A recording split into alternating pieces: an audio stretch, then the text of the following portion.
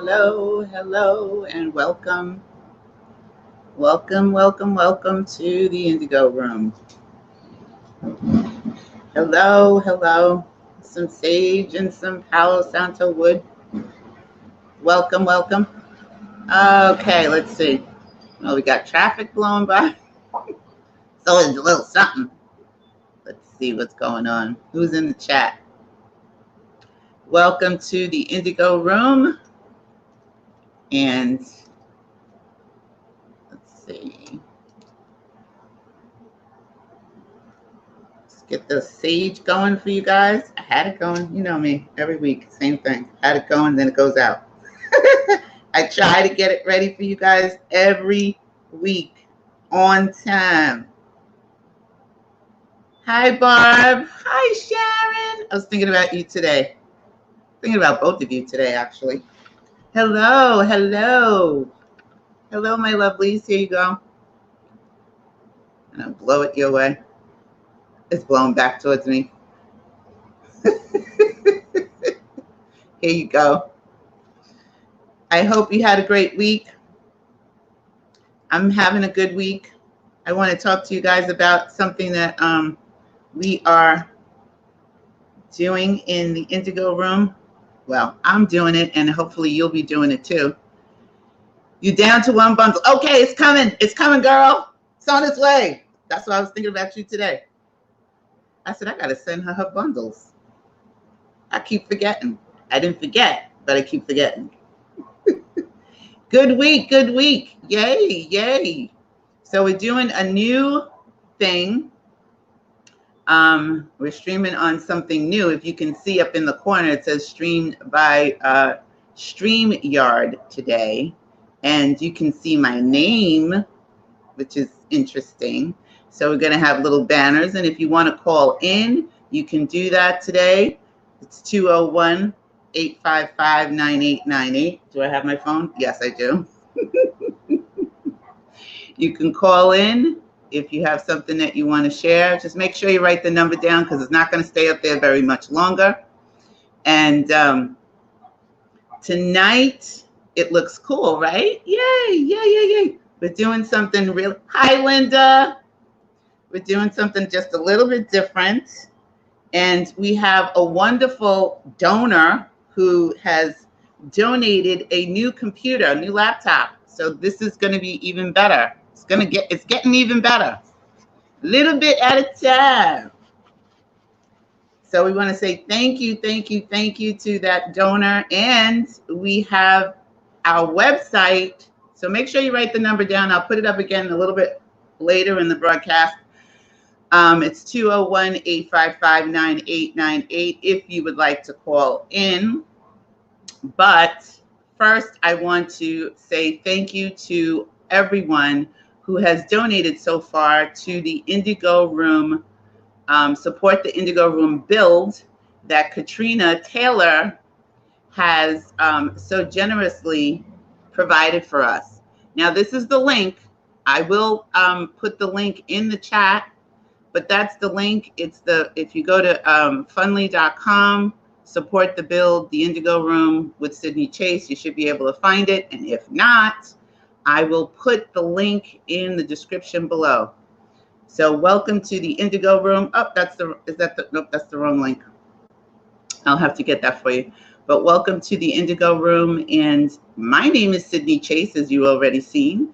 And this is where we discuss all things spiritual. And by that, I mean that we are non-physical spiritual beings having physical human experiences, and life is supposed to be good. It's supposed to be delicious. It's supposed to be fun, even when it's a little Wicky Wacky. So we're going to tickle our amygdala tonight, and we're going to be discussing the Resurrection by Neville Goddard.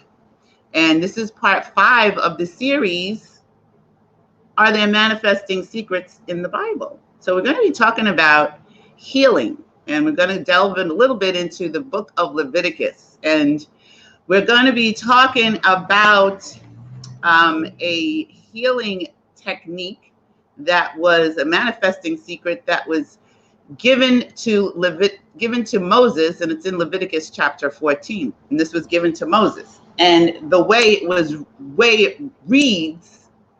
it reads kind of crazy.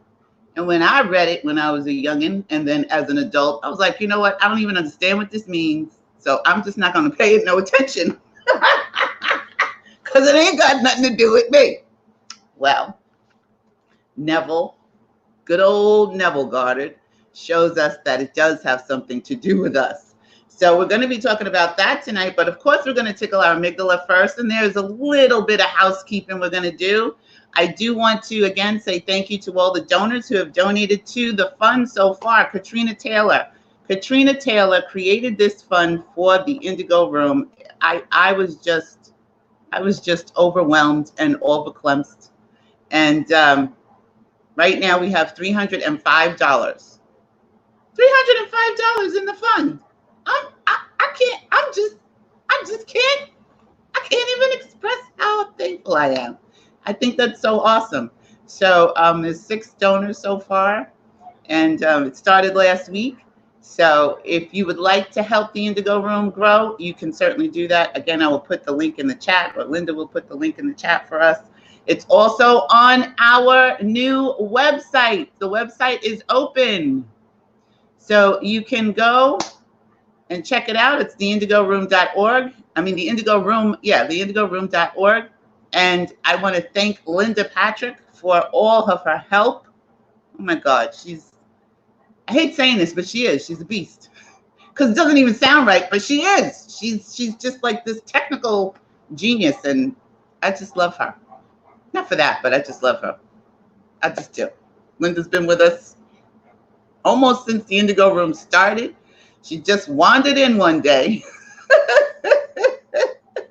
And she's been hanging with me and hanging out with the Indigo Room peeps ever since. And I'm just so thankful and so grateful to have her as my friend, my sister, and an Indigo Room roomie and techie and everything else in between. And she's loving her new home in Oregon. It's so amazing. I was just talking to her the other day, looking up at the fan. I was like, oh my God, I love that ceiling fan. Oh my God, I love that window. Okay, I'm just a nut. So thank you so much, Linda, for creating the indigoroom.org site and bringing that all together. Again, I'm just so thankful and grateful for that. So again, if you would like to call in, you can do that. But I also want to remind everyone right now, please, to thumbs up the video, comment, subscribe.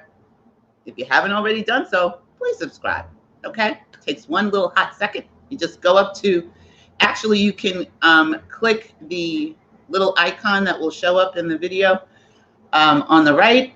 But if you don't know where that is, you can just go to the channel and subscribe, and you can follow us on Facebook, Twitter, Instagram, and the links are in the channel banner above the broadcast. So if you just scroll up, if you're looking on your phone, everything's over there on the right-hand side. Little links as little icons. You can just click it. Follow us on Instagram, Facebook, Twitter, and the email. I mean, the website link is also there as well.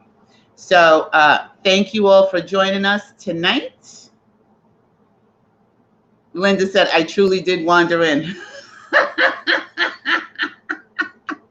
She truly did. She truly just wandered in. Nia. Hi. Oh, you and Anika were live on Instagram. That's my cousin. That's cool. She's supposed to be coming over here tomorrow, I think. All right, so we're going to tickle our amygdala, and Nia just moved over there to North Carolina from VA, so I hope you're enjoying your new home in North Kakalaki. I can't go that far south, but I'm glad you did. Anyway, we're going to tickle our amygdala. Hey, Funky 00's in the house. Delicia's in the house. Welcome, welcome. Oh, well, that's good. I told her she should go live with her doll demonstrations. I'm glad she took my advice. I just told her that last week. I said, how come you don't go live with your dolls? How come? So now she is. Yay! Awesome, awesome.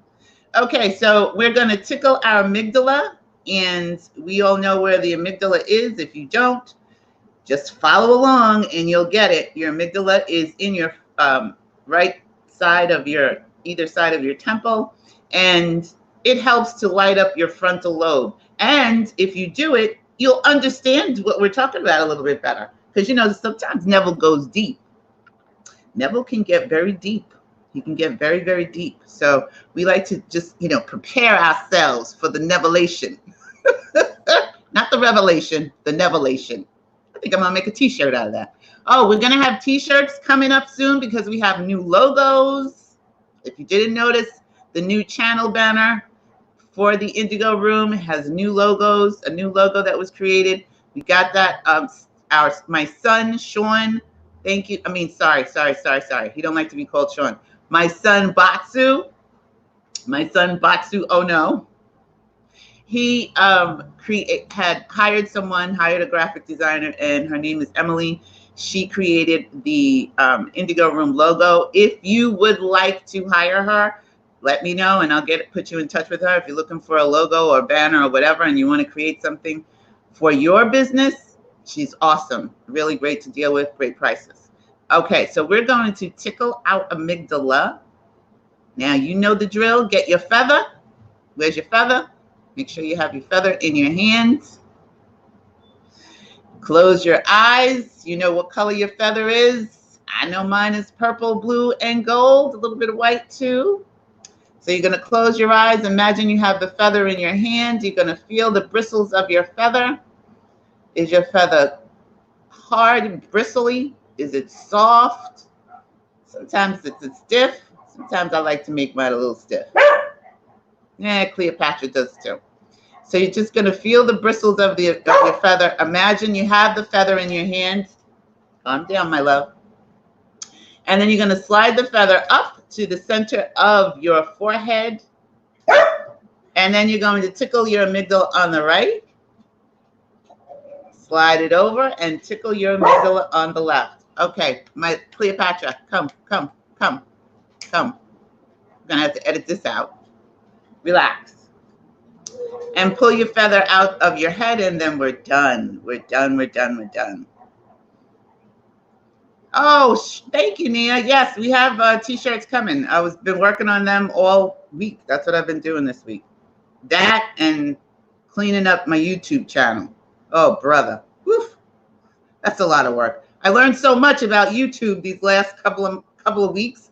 I'm like, oh my goodness, I wish I would have known this when I first started, but you learn as you go. And that's the fun of YouTube. I'm learning so much.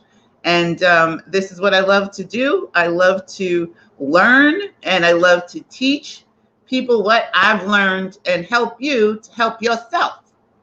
Also, before I forget, coaching sessions. If you're looking for a coaching session, if you're interested in a coaching session with me, please email me at theindigoroom2@gmail.com, or you can visit our website at theindigoroom.org and send us an email that way. Contact us on the Contact Us page, and we will discuss the prices and the timing and set up a coaching session for you with me. I am intuition imagination coach. So I can help you get into your imagination to create the reality that you want to be, do, and have. Okay, so let's get started. We are reading Resurrection tonight. We are on chapter 17, which we're talking about is healing. Now, last week we talked about the Sabbath. No, the week before last we talked about the Sabbath and how the Sabbath is not what we thought it was. The Sabbath is about resting mentally in your mind. And once you're done being in your imagination and creating what you want to be, do, and have, then you can rest. You can take a mental rest. And that is what the Sabbath is all about. When you get that click, when you get that mental rest. So we've learned a couple of different things. We talked about Isaac, Jacob, and Esau, and how they are us. We talked about Jehovah and how his name, or the name of Jehovah, is actually about creating and manifesting. We found out about Noah and how Shem and Japheth and what was the other one? Shem, Japheth, I always forget. There's always one more. Is really us, and Noah is really us. So everything that's in the Bible, these people, these characters are trying to get to us and make us understand that we have the ability to create our reality. Those are the teachings in the Bible. Those are the things. It's allegory, as Neville was showing us. It will show us tonight that it's all allegory, and you can take any story that's in the Bible and see how it applies to you. So tonight we're talking about Leviticus and Moses, and how Moses was given a remedy for healing. And if you look in Leviticus in your own Bible and you want to check it out, you can look in Leviticus chapter 14. And I have my Bible here.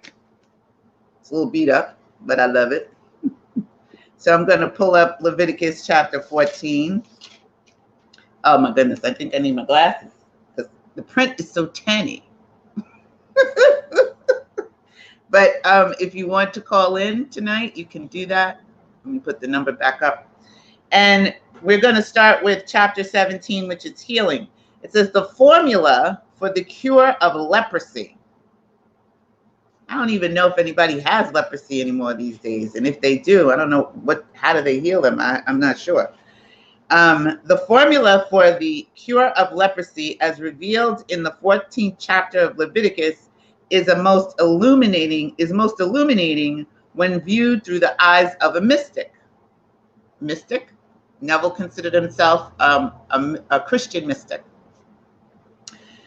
This formula can be prescribed as the positive cure of any disease in man's world, be it physical, mental, financial, social, moral, anything. It matters not about the nature of the disease or dis-ease or its duration, for this formula can be successfully applied to any and all of them. I just want to take a look in the chat. Got comments up in here? Okay. Hey, Rain, welcome, welcome, welcome. Oh, wait, I didn't know I could do that. Look at this. Look what I could do. Look at that, Linda. I didn't know we could do that. I could put you guys' comments right up in the screen. Okay, I'm loving this. Okay. Here is the formula as it is recorded in the book of Leviticus. Then shall the priest command to take for him that is to be cleansed 2 birds alive and clean, and the priest shall command that one of the birds be killed. Did y'all ever read this in Leviticus? As for the living bird, he shall take it and shall dip it in the blood of the bird that was killed, and he shall sprinkle upon him that is to be cleansed from the leprosy 7 times, and shall pronounce him clean, and shall let the living bird loose into the open field. Okay. I didn't understand that when I read it. Did anybody else understand it when if you ever read that part in Leviticus? Because you know me, I've read the Bible backwards and forwards because that's the kind of person I am. I just have to, I'm like, what are you talking about, God? But I never understood what that meant. I never understood it. He says, and he shall be clean. So you get clean from killing one bird and dipping it in the blood, dipping the clean bird in the blood of the other bird, and then you let the bird fly, and then you're clean. Wow. A literal application of this story would be stupid and fruitless. While on the other hand, a psychological application of this formula is wise and fruitful. A bird is a symbol of ideas. Every man who has a problem or who desires to express something other than that which he is now expressing can be said to have two birds. So if you have a desire and then you have something other than that which you want to have, that means you have two birds. So you have the desire and you have the problem, basically, because you don't have your desire. So you're trying to figure out how to get to your desire. So you have two birds. So you got two ideas. Here, two birds or conceptions can be defined as follows. The first bird is your present outpictured conception of yourself. Does everybody get that? Oh, you don't remember this story? Bob said, nope. Linda said, nope, I don't remember this story. I remember this story. I remember this story. The first bird is your present outpictured conception of yourself. It is the description which you would give if you were asked to define yourself. So, you know, if somebody asked me, so Sydney, who are you? I would say, you know, I'm a YouTuber. I'm a coach. I'm an artist. I'm a mom. What else? I'm a friend. I'm a sister. I'm not a girlfriend right now. That's okay. I am a writer. I'm an actress. So those are the conceptions I have of myself. What conceptions do you all have of yourself right now? What is the conception you all have of yourself right now? Just write a couple of things in the chat. Rain, Barb, Delisha, Nia. Who are you? Linda. Who else is in the chat here?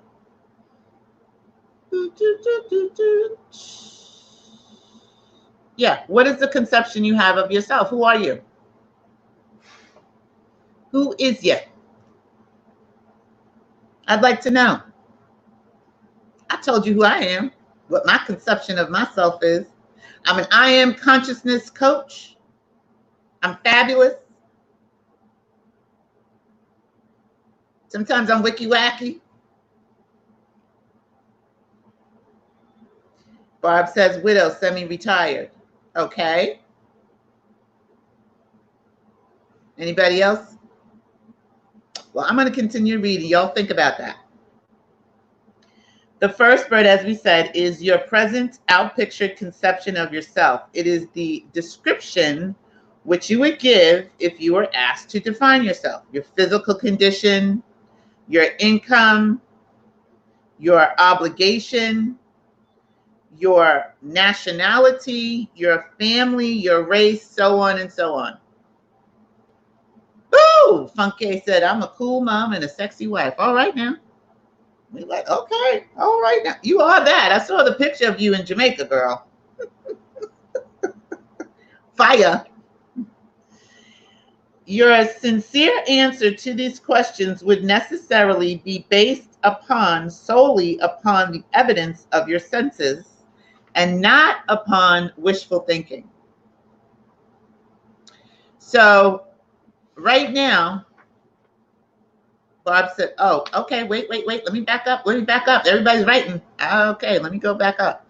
So Barb says she's a grandma, a great-grandma, and will become a great-great-grandma, or become a great-grandma for the second time on Monday. All right. Linda says she's a weaver. She's a spinner. I didn't know you spinned too. I mean, you did spinning and weaving, Linda. I thought you were doing the knitting. Oh, I just learned something new about you. Rain says, I'm a woman's coach, poet, writer, mystic, witch, friend, sister, and divorced. Wow. Look how we are all identifying ourselves, though. Listen to that. Because I did the same thing, right? Barb says, I'm a former radio announcer. And there's Sharon. Oh, Barb, you're a phlebotomist? So is Sharon.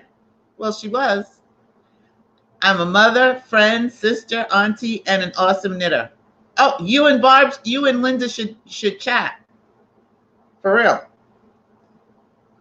Yep, I told you, Sharon's a phlebotomist. Y'all should chat. See, now we all learned something new about each other, even though Neville's going to get on us. But we all learned something new about each other. But we're talking about things that identify ourselves.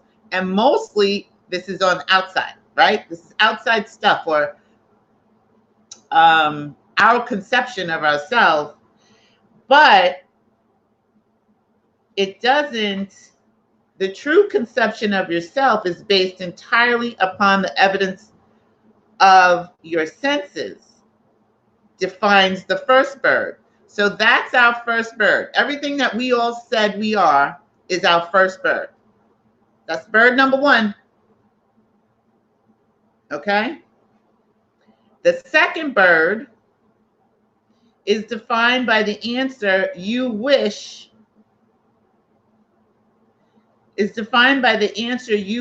you might give to these questions of self-definition.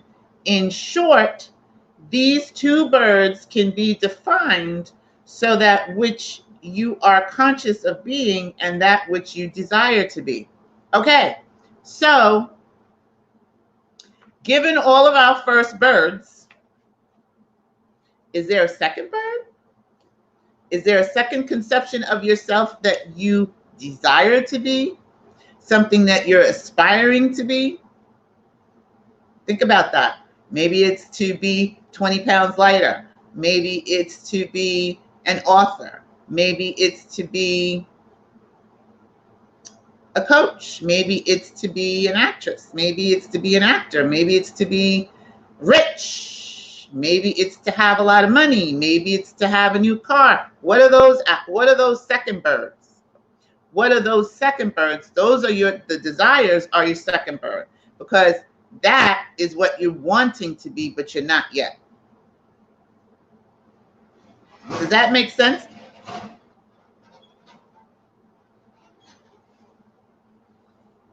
Another definition of the two birds would be, the first, you're a present problem, regardless of its nature. That would be your first bird. So maybe you don't have any money. That would be your first bird. And then your second bird is the solution to the problem. So for example, if you were sick, good health would be the solution. If you were in debt, freedom from debt would be the solution. If you were hungry, food would be the solution. As you have noticed, the how and the manner of realizing the solution is not considered. Only the problem and the solution are considered. Every problem reveals its own solution. I first heard that way before I started studying Neville. And I could never really wrap my mind around that whole concept. I was like, well, I don't have the solution, okay? So somebody said to me, well, every problem has a solution. I said, well, I got all these problems. I don't have no solutions. Where's the solution? But they forgot the rest of the part, that the solution is what we do in our own wonderful human imagination. It's what we do with our thoughts. Is what we do with our I am consciousness. It's how we follow our intuition. Those things are the solution, really. That's not a how, though. It's not like, okay, well, you have to do A, B, C, D, E, F, G. The problem is you're hungry. The solution is food. So if somebody gave you food, problem solved. You don't have any money. You have debt. The problem is debt. The solution is money, right? Financial abundance. Somebody gives you money, the problem is solved. So the problem always comes with the solution, but we look at the problem as the problem and we don't look at the solution, because, we always are taught to look at the problem and try to figure the problem out. The problem always has the solution. It's always following right behind it. You're hungry? That's the problem. You need food. That's the solution. Does that make sense? If you are hungry, we already did that. As you have noticed, The how, the manner of realizing the solution is not considered. Only the problem and the solution are considered. Every problem reveals its own solution. For sickness, it is health. For poverty, it is riches. For weakness, it is strength. For confinement, it is freedom. These two states, then, your problem and its solution, are the two birds you bring to the priest,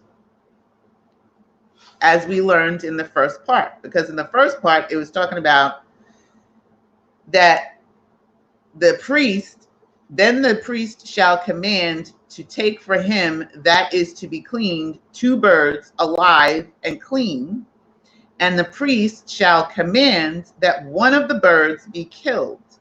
As for the living bird, he shall take it and dip it in the blood of the bird that was killed, and he shall sprinkle upon him that is to be cleansed from the leprosy 7 times, and shall pronounce him clean, and shall let the living bird loose into the open field. Sounds like some crazy, wicky wacky nonsense to me. So the two states, then your problem and its solution, are the 2 birds you bring to the priest. You, me, we are the priest who now performs the drama of curing of the man of leprosy, of curing us of our disease, whatever that may be. Some poverty? Are you in a lackful disease? Are you physically diseased? Are you mentally got, stuff going on mentally? Whatever the disease, whatever the problem is. So you'll be curing the man of leprosy. That would be you, curing you. You're the priest and you're the leper and your problem. You are the priest, and with this formula for the cure of leprosy, you now free yourself from your problem. You first take one of the birds, okay, the first bird, which is your problem, and kill it by extracting the blood from it. Woo. Blood is our consciousness. How about that? The blood is our consciousness. He hath made of one blood all nations of men to dwell on all the face of the earth. Your consciousness is the one and only reality which animates and makes real that which you are conscious of being. So all of these things that we described ourselves as, we are giving that attention to it, and we have decided that this is who we are, and we are the ones that are conscious of that.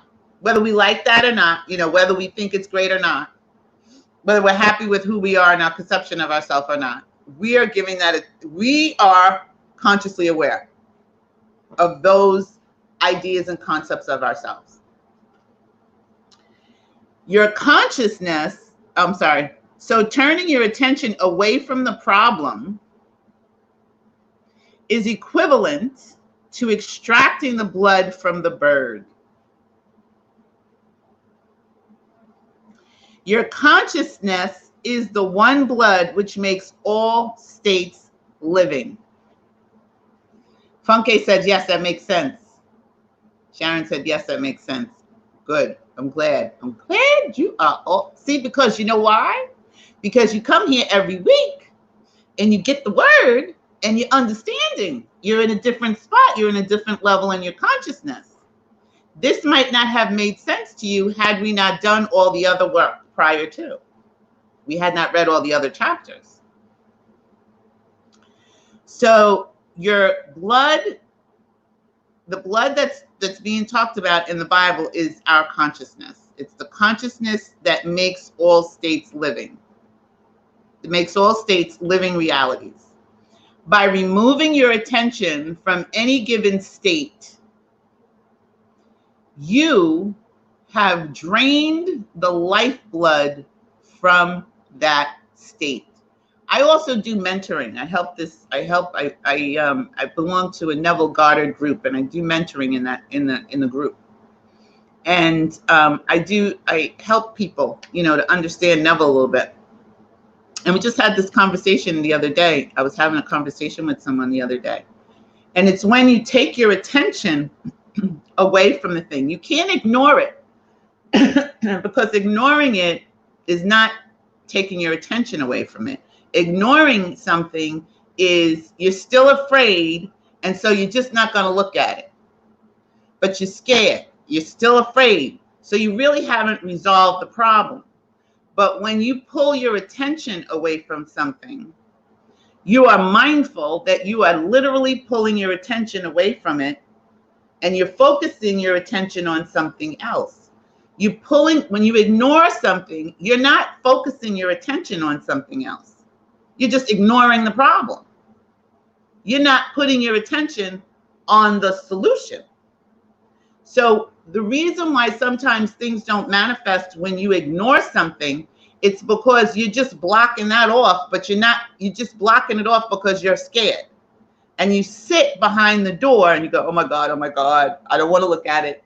I'm just going to ignore it and hope it goes away. It doesn't go away because you're still afraid. But when you pull your attention away from something that you don't want to be, do, or have, or experience, whether it's lack, whether it's poverty, whether it's sickness, whether it's illness, whether it's whatever it is, and you pull that lifeblood, that consciousness, your consciousness away from something, you must complete the action. As my sister and I were talking last night, it's action that causes attraction, right? Action, traction. So when you pull your attention away from something, then you have to now shift and put your attention on something that you do want to have. Just like we were talking about that question a couple weeks ago, what are you manifesting right now? That we got from, what's her name? Onika, I think that's her name. What are you manifesting right now? So you have to not ignore something. That doesn't help.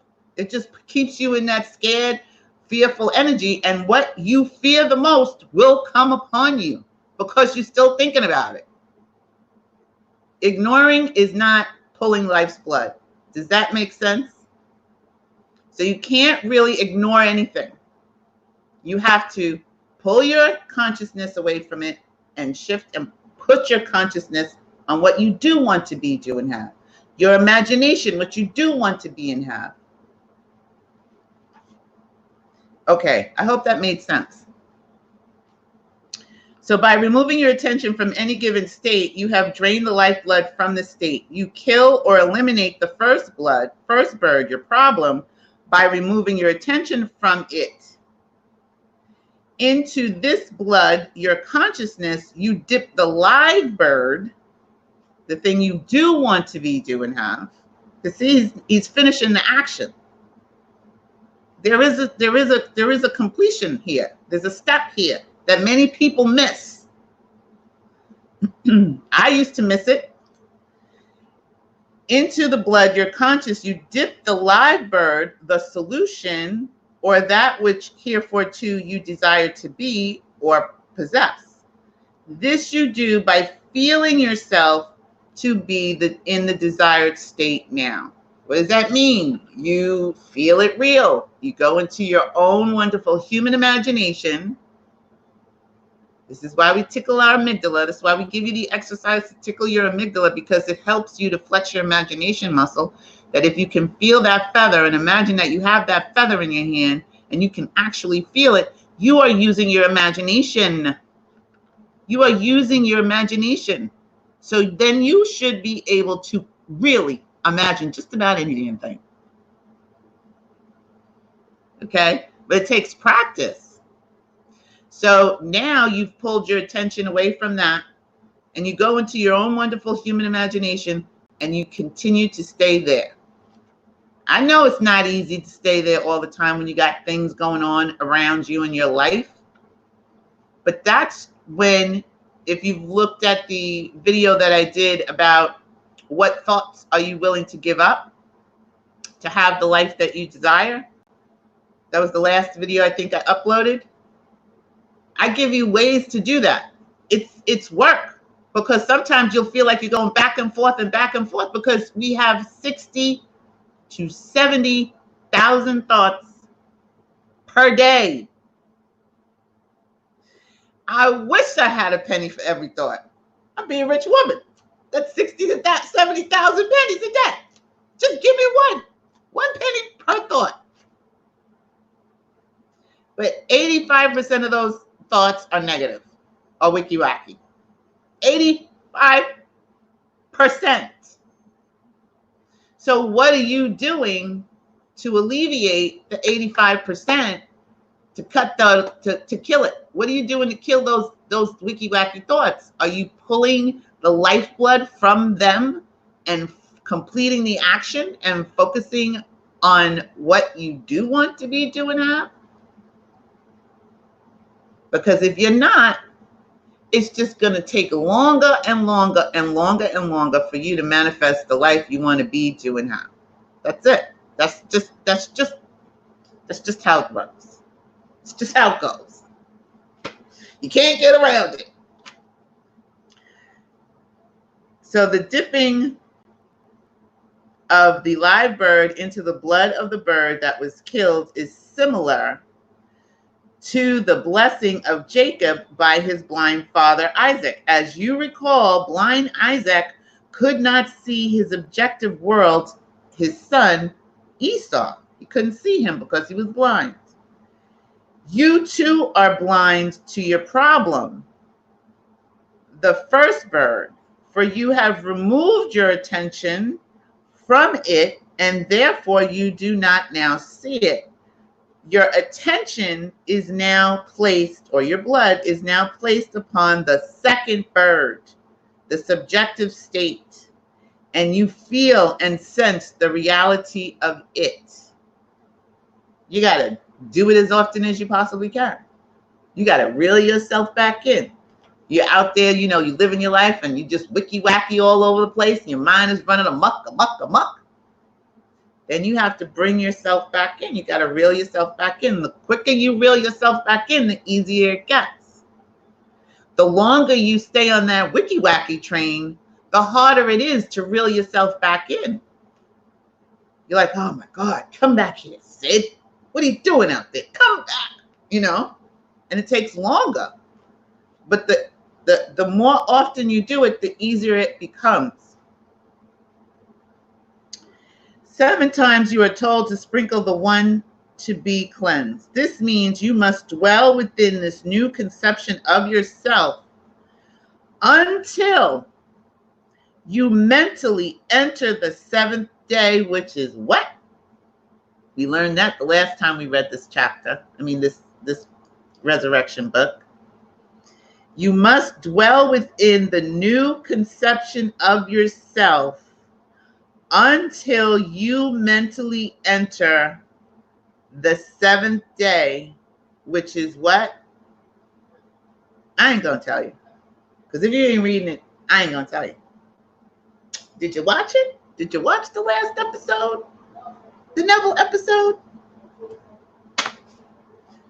Somebody put it in the chat. What's the 7th day?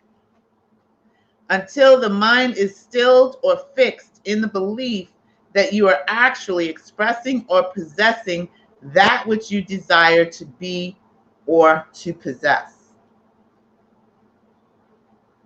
Can y'all hear me? Can anybody hear me? What is the 7th day?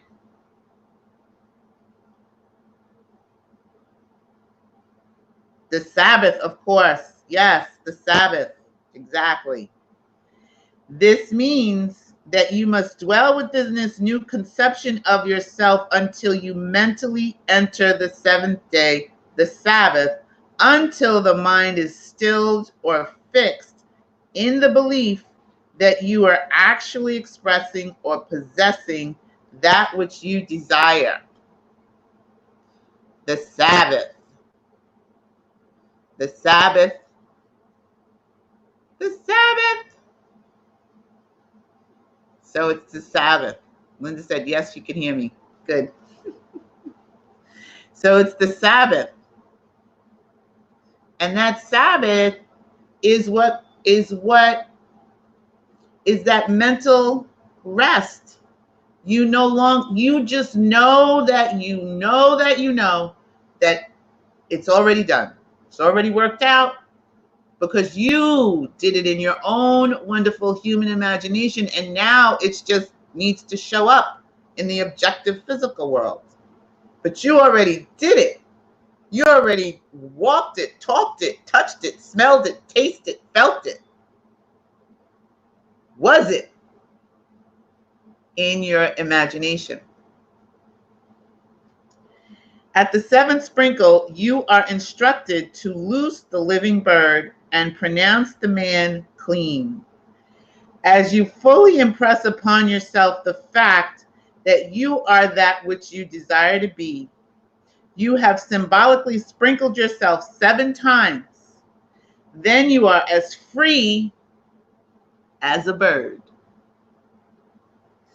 that is loosed. And like the bird in flight, which must in a little while return to the earth, so must your subjective impression or claim in a little while embody itself in your world. The story and all the other stories of the Bible are psychological plays dramatized within the consciousness of man and woman. You are the high priest. You are the leper. You are the birds. Your consciousness, or I am, excuse me, is the high priest. You, the man, the woman with the problem, are the leper. The problem, your present concept of yourself, is the bird that is killed. The solution of the problem, which you desire to be, is the living bird that is freed. You reenact the great drama within yourself by turning your attention away from your problem and placing it upon that which you desire to express. You impress upon yourself the fact that you are that which you desire to be until your mind, until your Wicky Wacky monkey mind is stilled in the belief that it is so. Living in this fixed attitude of mind, living in the consciousness that you are now that which you formerly desired to be, is the bird in flight, unfettered by the limitations of the past and moving toward the embodiment of your desire. So that is the story of Leviticus, the high priest, the leper and the cure. It's not what we originally were taught to believe. I'm telling you, I used to have nightmares about that when I was a kid. I used to have nightmares about the Old Testament when I was a kid anyway. First of all, let me just say that. Because I used to love to watch the 10 Commandments, but it scared the bejesus out of me. And, when we went, I was Jehovah's Witness, and, all of that, we all read the first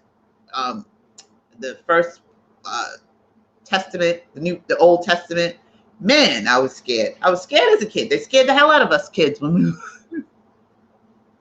You didn't want to do wrong. You're like, oh my God, what's going on with the birds and the blood? So reading Neville is quite refreshing for me, okay, as a Jehovah's Witness Christian, because they got some wacky doodle ideas. But does anybody have any questions about what we just read? Anybody want to share? Do you understand now when Neville says, remove your attention from something, you're not simply ignoring the situation. Does that make sense? You're not just simply saying, oh, well, I'm not going to think about that.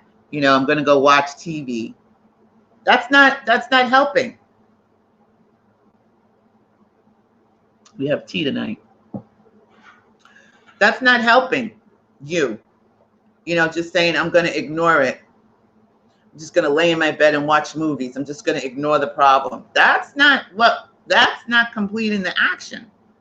So you must remove your attention from something and then literally place your attention on what it is the solution is. So whatever the problem is, you already know what the solution is. You know, many of us, we sit and we say, well, I don't know what the solution is. You know what the solution is, because with the problem comes the solution. So if you're homeless, the solution would be a home. So if you're looking at the problem of being in a situation that you're homeless, now you have to put your attention on the brand new home that you live in or the apartment. That's how I wound up getting the apartment when I was homeless. Okay? I put my attention right in my house, in my apartment. People would say, did you get your apartment, Sydney? I would say, yep, I sure did. Even though I was living with my dad in that 1-bedroom studio. Because in my mind, I was in my apartment every day. And I used Second Life. That helped a lot with my imagination. It helped me to be able to get into my imagination. I built a little apartment in Second Life, and I would go in there with my avatar and, you know, do my thing. And I had my dog, Cleopatra, who came not too much longer after that. And I had, you know, all these different accoutrements. And then I didn't even have an apartment. I had a house. I was in a house. I wound up being in a house. 2 houses, as a matter of fact. But does that make sense? That you must take your attention and literally place it on the solution, whatever the solution is?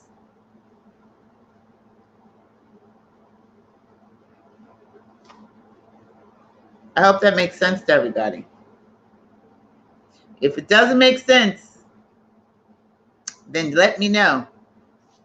Okay, so next week we are going to be, I don't know if it made sense or not. Am I losing the comments? Well, next week we're going to be doing going back into the I Am Discourses.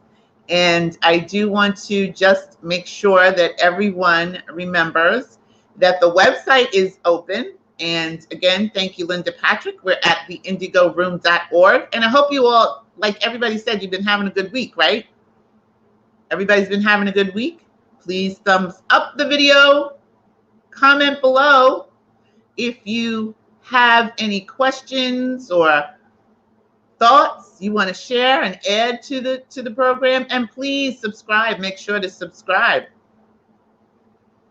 Everybody says, oh, Susan's in the house. Hi, Susan. My sister Susan.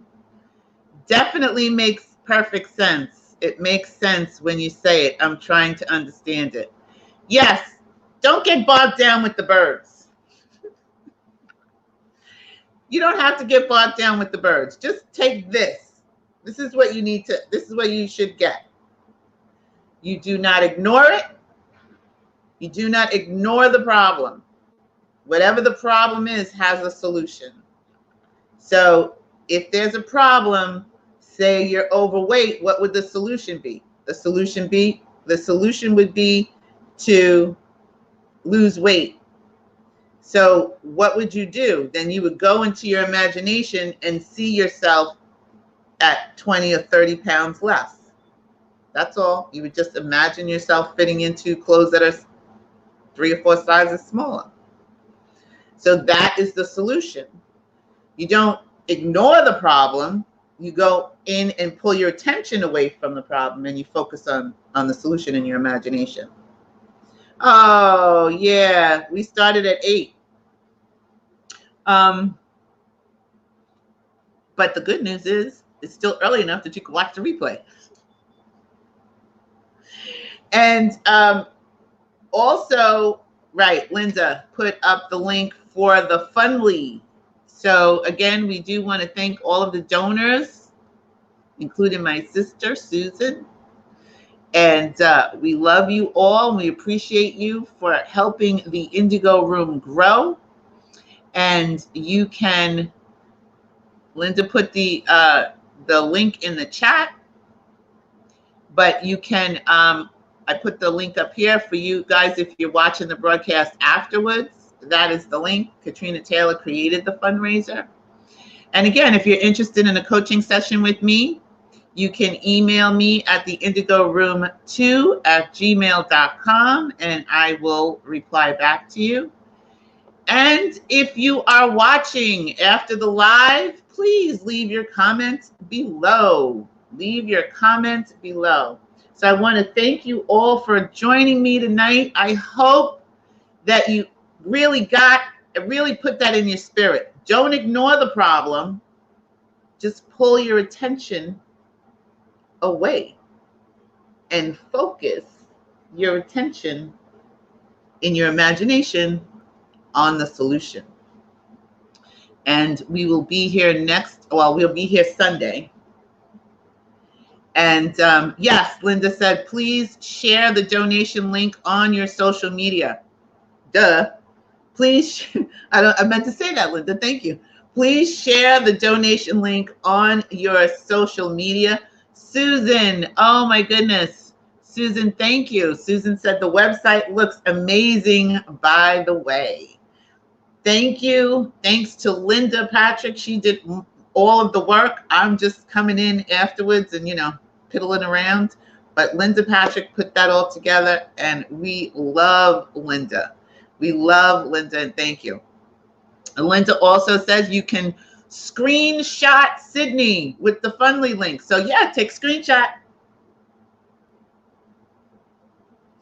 Take a screenshot, and then you can tag me with the Fundly link in your Instagram stories. So yes, you did donate, my sister.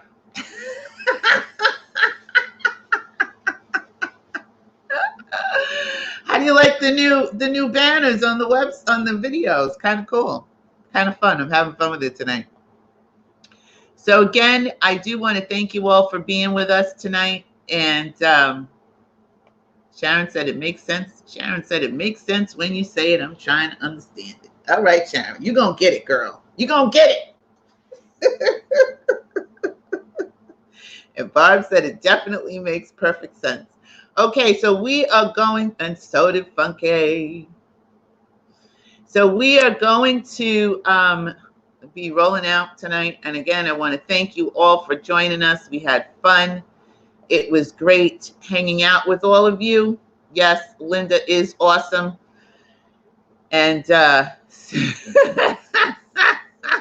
we are going to be here on Sunday at 11 a.m. I don't know if Susan's going to be in town. She's leaving to go on a trip to Sweden. So 11 a.m. on Sunday. Barb said to all of you, thanks for your work, Linda. XOXO. Love the banners too. Thanks, everyone. Yes, we love the banners. They're fun. It's fun. So we will see you all on Sunday at 11. Have a great night. Remember who you are. Remember that you are source energy right here in a physical body. Remember that you can be, do, and have anything that you desire. And remember, it's not being extraordinary that makes you unique. It is your uniqueness that makes you extraordinary. So I will see. I'm sorry, Switzerland. Susan's going to Switzerland. Sorry, Susan's going to Switzerland. So I will see you all again on Sunday. Have a great weekend. I love you. Thank you, Linda. Thank you, everyone. Thank you. Good night. Good night.